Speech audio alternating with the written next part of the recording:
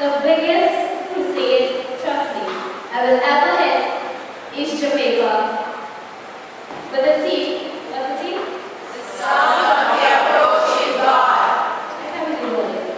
I told her that yesterday for the company. The sound of the approaching God. What's the T? The sound of the approaching God. Amen. This crusade began yesterday, but it continues every night at 7 p.m.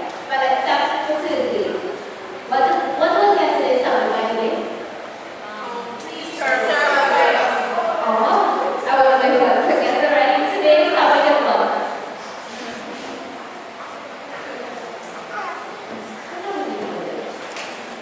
When's tonight's sermon?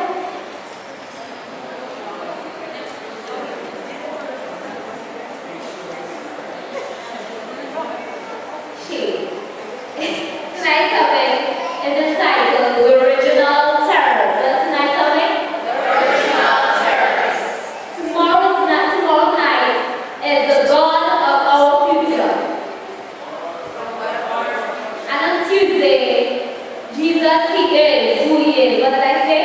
Jesus, He is who He is. I encourage you tonight to continue to invite your friends and your family as we build up God's kingdom.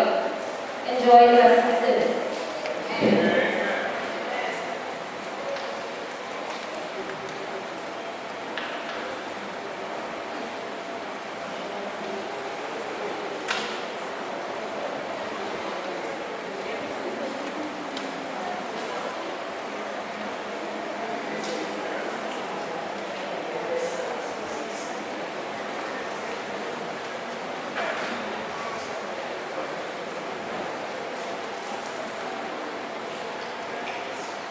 Pleasant night, everyone. It's good to be back in Johnsontown tonight. I'm really happy to be here. Tonight, I'm going to tell you about, I'm going to do a short health video, which is quite important to all of us. I'm sure it will be beneficial to somebody here tonight. So, beloved, again, it's quite a privilege to be here in your beautiful island of Jamaica, where good food is at your fingertips, right? Alright. Through the direction of God Almighty, I have made it my duty to remind you all of our great health message that we all, or at least some of us, have in our possession. Reason being, as Adventist people, we have forgotten the great message, or our appetites are controlling us. Mrs. White had said in her counsel, in Counsels and Diet, if we can control our appetites, then we can obtain self-control and temperance in many other aspects of our lives. Many of us don't know that the health message and the gospel goes hand in hand. Beloved, these are not my words. It is written in Ministry of Healing. Far too often we focus on the preachers, but the Holy Spirit wants to dwell in a clean body. Imagine a non-believer. To him, it will appear as if these people really have the health message. Then how come most of them are so sick? It's diabetes, hypertension, and a number of other things. Even though we do not eat certain meat. But we need to go back to the basics. So tonight, I will just give you a quick reminder of how we should be eating fruits. Could anybody tell me how we're supposed to eat fruits? Pardon? Yes, before meals. Yes, wash them and eat them. And on an empty stomach. But let's read on. We all think eating fruits just means buying it, cutting it, and popping it into our mouths. It's not as easy as you think. It's important to know how and when to eat fruits. The correct way. It means eating fruits on an empty stomach. Before meals, rather. Fruit should be eaten on an empty stomach, I must emphasize. If you eat fruits like that, it will play a major role to detoxify your system, supplying you with a great deal of energy for weight loss and other life activities. Fruit is the most important food. Let's say you eat 2 slices of bread and then a slice of fruit. The slice of fruit is ready to go straight through the stomach into the intestines, but it is prevented from doing so. In the meantime, the whole meal rots and ferments and turns to acid. The minute the fruit comes in contact with food, the stomach and the digestive juices, the entire mass of food begins to spoil. So please, eat your fruit on an empty stomach or before your meals. You have heard many complaining. Every time I eat watermelon, I burn. When I eat the grain, my stomach blows up. When I eat a banana, I feel like running to the toilet. Actually, all this will not arise if you eat the fruit on an empty stomach. The fruit mixes with the putrefying other foods and produces gas, and hence you will lose. Some of the other effects you will get while eating fruits and food together is gray hair, balding sooner than you're supposed to, nervous outbursts, and dark circles under the eye. All these will not happen if you eat fruits on an empty stomach. Now I can go on, but I will stop here. But I will leave this snippet of information with your head of health department so they can copy it and spread the message with all of you. So this is the end of our health feature for tonight, and I hope you did enjoy and learn something.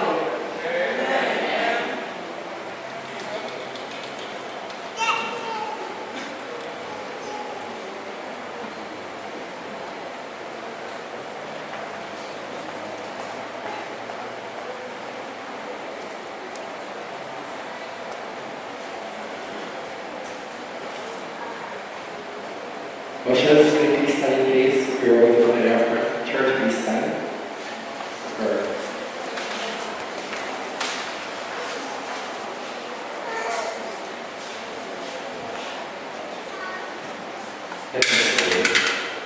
Heavenly Father, we give you thanks for this space, O God. We pray, Lord, that you may reign in this space and bless it, O God. Father, as always, O God, tonight's offering, we pray that you may bless it, O Lord, and may it go towards your will. Bless all of us in Jesus' name. Amen.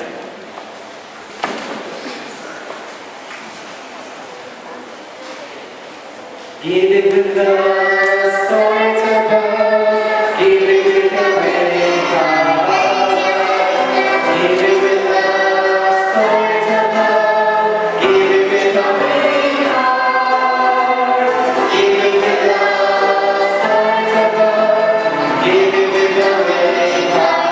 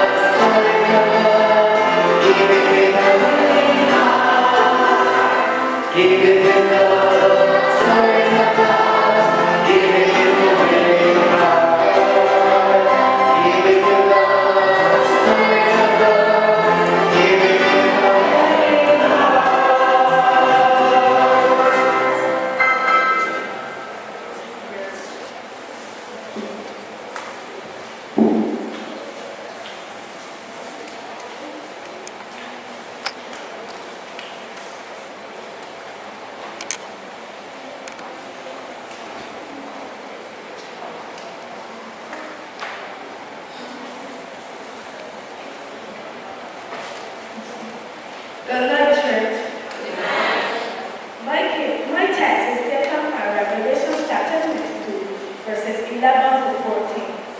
He that is unjust, let him be unjust too. He that is filthy, let him be filthy still. He that is righteous, let him be righteous still. And he that is holy, let him be holy still. And behold, I come quickly, and my reward is with me, to give every man according as his work shall be. I am Alpha and Omega, the beginning and the end, the first and the last. Blessed are they that do his commandments, that they may have hope to the tree of life, and may enter in through the gates into the city.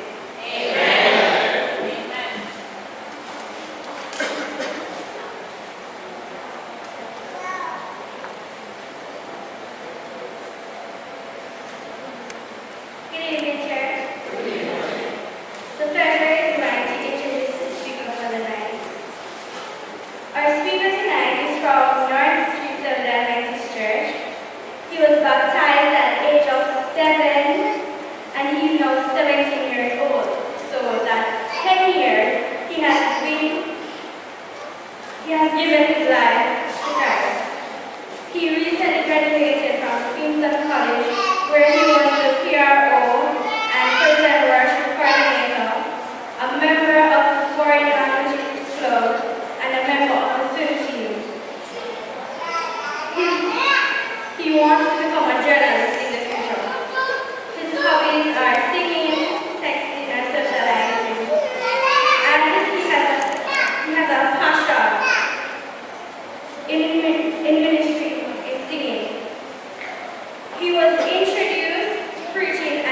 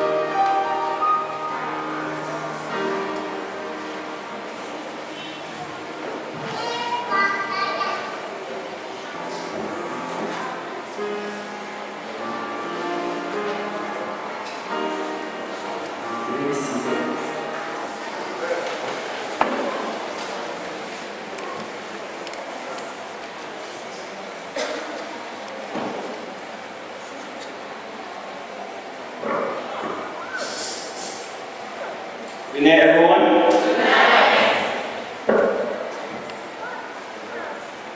Can we all stand for prayer?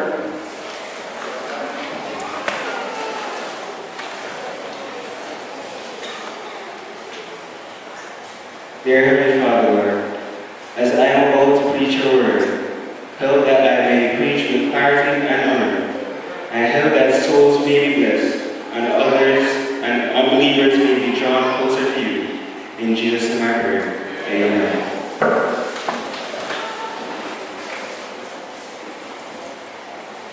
The topic of my presentation tonight is the original terrorist. On the 2nd of May 2011, as the sun crept above the horizon, huddled in the situation room was some of the most powerful people on planet Earth. They were all holding a collective breath as they electronically followed the progress of an operation. Finding someone there to breathe, we've got him. This statement was repeated around the room.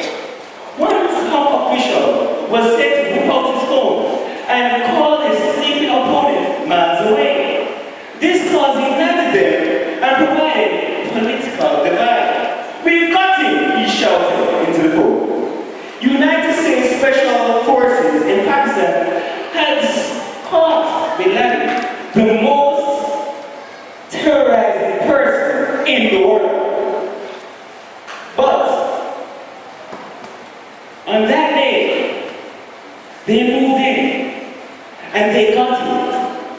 The number one terrorist on planet Earth. And before the media could know, and before the persons around the world could know about it, he was buried at sea and was already dead. One official said this was a killing operation. There was no desire to capture Bin Laden alive. There was a global sigh of relief. Spontaneous celebrations broke out across major cities across the United States and around the world. responsibility of the terrorist attacks in 9/11, and our world has not been the same since. Yet, ladies and gentlemen, there is a terrorist among us that is bigger than Bin Laden. Do you know who this person is? It is the devil. The devil has been here on this earth for much longer than Bin Laden. And he is a mastermind. And he makes sure that people blame God for all the things and the sins that he has committed. Have you ever heard people asking, why so much suffering? How can a God of love allow it? In the book of the beginnings, Genesis 1 verse 1, it tells us, in the beginning, God created the heavens and the earth. And in verse 31, it tells us more that on the sixth day, God surveyed the work of his hands. And God said, the earth was made. And he said, it was very good. Yet in 2012, ladies and gentlemen, the God that we serve, and the God that created this world. And when we look around, it is no longer the perfect world that God created. We are confronted with episodes of disaster, tragedy, death, natural and man-made. Did you watch the news last year when Japan had a tsunami? Didn't you see the workers going into the plants every day, knowing full well that their bodies were being affected by high levels of radiation? And they had very little expectation of being alive in a year's time. But what happened? Because they had their families to care for, they still went to work. We are overwhelmed with the suffering of mankind through hunger, malnutrition, and disease. We are clueless as to see how millions of children who are orphans each year because of AIDS robs them of their mothers and fathers. We watch in disbelief as mothers kill their children and as fathers kill their children and their wives. On occasions, there are many reasons for families. And inconveniently, mothers kill their children, not only because they are ashamed of them, or not only because they do not love them, but because it is an inconvenience, especially for the pregnant mothers, as it will be seen as an inconvenience to their boyfriends. We watch reports and trials of fathers who have killed their wives and children so they can pursue a life with their girlfriends behind the scenes. Where is God when a gunman enters your home, takes all your valuables, and then puts a bullet through you and leaves you for dead? Where is God when someone is stabbed dead over a cell phone or a pair of shoes? How would God describe this world which he has made when someone can slaughter a whole family and cut the throats of his children? Human life on which God places so much value has simply become disposable. Where did this cold cruelty come from? And why does God allow these things to happen, you may ask? Where was God on September 11, 2001 in New York City? Where was God in 2004 when there was a tsunami which claimed over 866 lives? World Health Organization headlines read, tsunami wreaks havoc, mental health havoc on survivors. Where was God on January 12, 2010 when a massive earthquake shook Haiti, killing over 200,000 people? Mankind tries to secure its possessions by ensuring against these quote-unquote acts of God. Many do not believe in God, but many do not collect on their policies. after they died. The story is told of a man who sold his insurance company when he was shocked by high-powered electrical lines. The insurance company refused to pay for the injuries on the grounds that the accident was, in legal terms, a quote-unquote, an act of God.